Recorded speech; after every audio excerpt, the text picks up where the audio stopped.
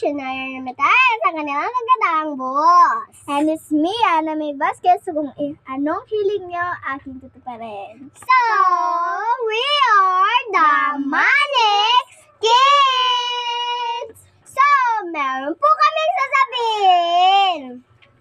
Meron po bagong Manix Kids! So, nag-edition po siya. Kagabi lang po. So, ito pong part 2 is makunti lang yung video namin. Kasi, meron po kaming bagong kids sa Manix. So, ito po siya. 1, 2, 3, go! Ito! So, 7 years old pa po siya, guys. yes! So, ang makakapasok na po dito is nakafollow sa Manix Kids. So, sana makita nyo to.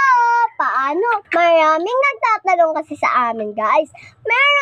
Paano po daw maka-audition? Kasi dapat first maka-follow kayo sa Manix Kids. And yung second naman, dapat boto kayo sa Manix Farm.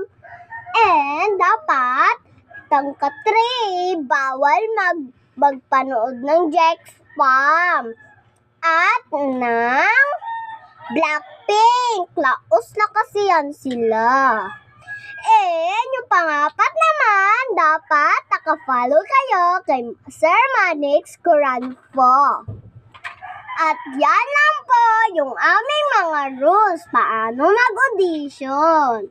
At dapat sabihan nyo po kami mag-comment na. Dapat naka-like kayo lahat sa namin video.